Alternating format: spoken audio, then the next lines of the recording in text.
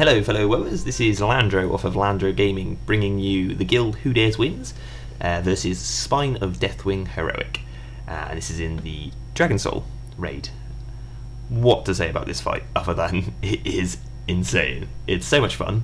It's really good to be an Atonement Disc Priest on this fight because of the fact that you will be using a heck of a lot of Holy Fires and Smiting. You will be basically here as a support healer to two healers that have got very good healing throughput that will be charged with clearing debuffs, particularly a Holy Paladin with Bouncing the Beacon. They've got to be very good at mana retention because this fight is very, very long. It's about 11 and a half minutes if you do it well, and it gets progressively harder. Now the first lift is very similar to normal, how you'd go about doing this. At this point, you won't feel there's too much difference. The debuffs are a little bit higher. They absorb more healing, I should say. The amalgamations hit a little bit harder. The bloods hit a little bit harder. But it's not too different. The only additional mechanic that you need to be aware of as a healer at this point is dispelling. There's two types of debuff. There's a bad debuff, which you want to get rid of ASAP, and there's a good debuff, and you want to get this on the tanks as soon as possible.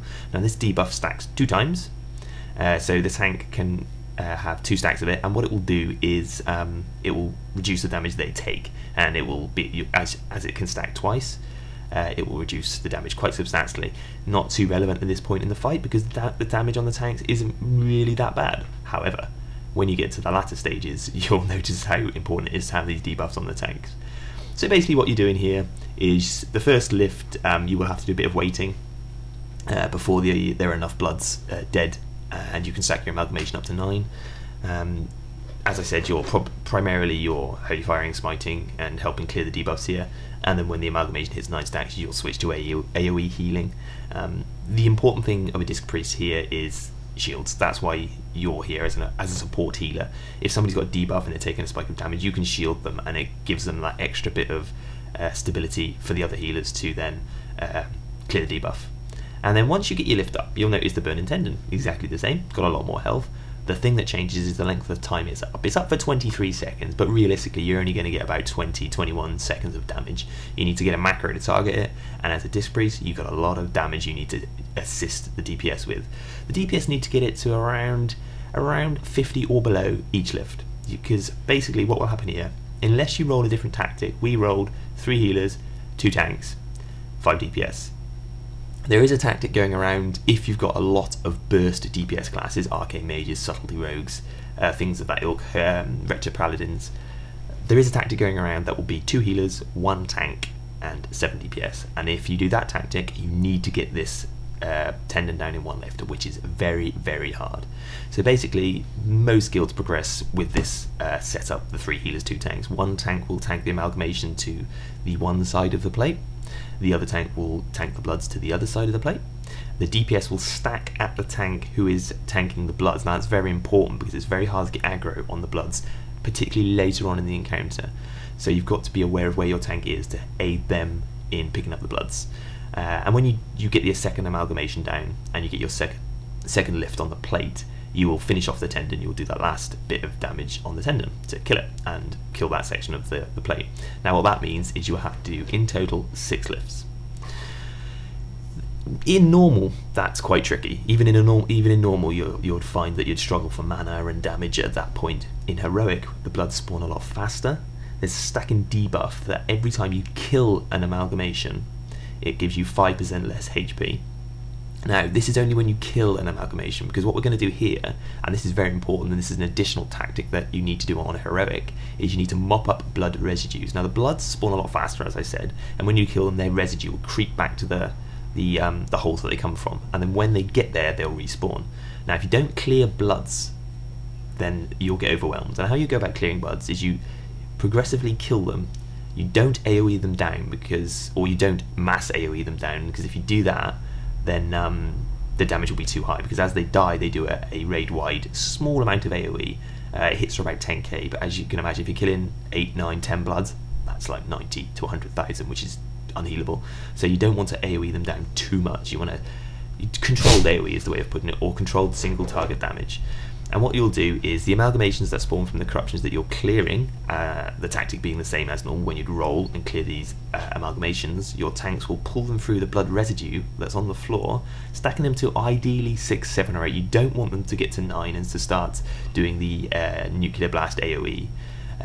But then when you roll, they will roll with 8, 7, 6 blood residues on them, and they'll roll off the back with those blood residues. Now that's very, very important because of as I said, when you get to the latter stages of the fight, the damage just gets unhealable, basically. If there's all the bloods that would have spawned up, if you haven't cleared any, there'll be too many. The tank will get basically one-shotted. So yeah, at this point you resume your tactics. The amalgamation will spawn, it will get nuked down, it will get put into position, the other tank will pick up the bloods, and you'll go about clearing debuffs and dispelling. And when the tendon pops, as a disc priest, as an atonement, as a support DPS / healer in this fight, you will do as much damage as you can on those tendons. I was averaging about 600,000 per lift. It doesn't sound a great deal, but it can make a huge difference. And in amongst the lifts as well, this is something that it took our guild a few tries to get the hang of. As soon as the amalgamation spawns, your DPS, they don't slack like they do on normal and think, right, we'll just wait for now for some bloods. They've got to get that amalgamation down very, very quickly. So as soon as the amalgamation spawns, they're straight away popping their DPS cooldowns that are remaining that they didn't use on the tendons to get that amalgamation down fast. As you can see, I power infuse and Warlock.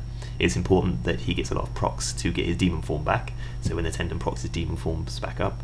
But the faster you can get these amalgamations down, the fewer bloods that would have spawned in the time between each lift, and at the end of the fight, that time saved will make a huge difference. And so at this point we're at our halfway point. We've just gotten the third lift, and as you can see, things start to get a bit sketchy at this point. This is when lots of bloods spawn and the damage starts to get a bit higher. As you can see, there's always enough bloods from the second lift onwards. There's always enough bloods to get your hideous amalgamation straight up. You don't need to wait around for bloods to spawn and kill them. So as you can see, Abin Hansen died there. Now I looked at the logs to see what the problem was there after the encounter, and basically it's the kind of mechanic, the kind of thing that can wipe a raid and can kill people.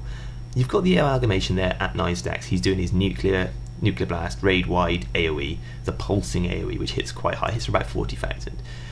Abin Hansen just so happened to be the one that was targeted by Fiery Grip. Now in our run we had our Hunter and our Mage who were on grip duty, so if anybody got targeted by Fiery Grip, they were the ones that broke them.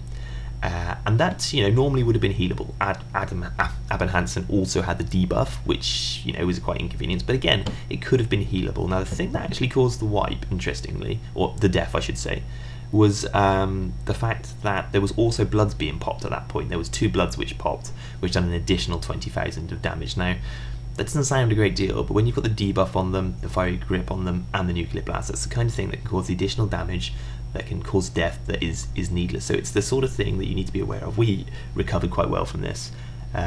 Even though Abin was down, there was enough DPS done on the first lift of that second tendon to enable us to get the second lift of that second tendon up, and the DPS was still adequate to down him. Now this is when the fight, at this point, this is when the fight starts to get a little bit hectic. You're at what is effectively the 5th lift. You're burning down your amalgamation. The bloods are starting to spawn very, very fast. What we done, we had a plate DPS stand just off the tank, taunt, single target taunt bloods and nuke them down, so that we got 9 stacks. We did have a wipe earlier on when there wasn't enough blood residue in line of the tank to enable him to stack the amalgamation fast enough, and that little bit of time where the amalgamation was running around on 8 stacks and wasn't being stacked up and then positioned actually enabled us to meant we wiped. But at this point, the 5th lift, this is when you want to use heroism. You want to get on top of your healing as much as possible. I obviously will target the tendon and start doing as much damage as I can here. You will want to be aiming to get your tendon at this point to around about 30 or 35%. Now the reason you will do that is because at this point the damage is going crazy, and when you get to the 6th lift, you want as little HP left on that tendon in case you lose a DPS or 2. You don't really want to, but it can happen. Now the reason you use heroism at that point is because you still have some time left on your heroism here. Now, between the 5th and the 6th lift, when the bloods are spawning in a crazy manner, your tank will have to kite them around the back of Spine. He will use intervenes, he will heroic leap away, he will be have healing cooldowns put on him, but in the meantime heroism is still on you to get on top of the healing. Heroism is still on the DPS to get that amalgamation down very, very quickly. There's always enough bloods down, so you can get the amalgamation down fast. You can use things like Leap of Faith on your tank, as you saw there. I Leap of Faithed Wookiee back across Spine, and then he subsequently was in range of an intervene, so he got very, very far away from the bloods. And you see him there running across the back to the left of the screen, and then back across to the right of the screen, aggroing the bloods, and then trying not to get hit. The healing goes crazy at this point. There's bloods everywhere. Inevitably the tank can't pick up every single blood. The key to this part is getting that amalgamation down as fast as possible, using the heroism to nuke it down, to single target, bloods down, and to get on top of the healing. Mana was an issue here. I was obviously not retaining my mana as well as I should have been because I was doing Atonement primarily through this fight.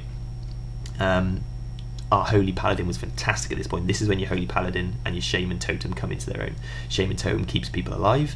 Your Holy Paladin is doing crazy, crazy amounts of healing with beacons, with wings, with Guardian, all sorts of things. And he preserves his mana specifically for this point in the fight, when his healing Thuriput is what will save the raid, basically. Now, as you can see, finally, we got it down, and we are 7 of 8. And very fortunately on my part, we got a lovely healing trinket drop and the DPS plate shoulders. Healing trinket was very kindly given to me by a raid member who was on an ult, so I was very fortunate there. And have you a look at the healing here. The healing Thuriput of the Shaman, the AoE healing is fantastic. Healing Thuriput of a Paladin is fantastic, especially if played well like they were in our raid. Your, as a Disc Priest, will be slightly lower than them, but if I just show you now the breakdown of my healing, you'll see that the importance of Atonement. 20% of my healing was done by Atonement. Just goes to show that the 6/7k DPS I was doing throughout this fight's encounter is the thing that will define a Disc Priest in this fight. So thanks for watching. Enjoy Spine of Deathwing Heroic. I certainly did. Landro out.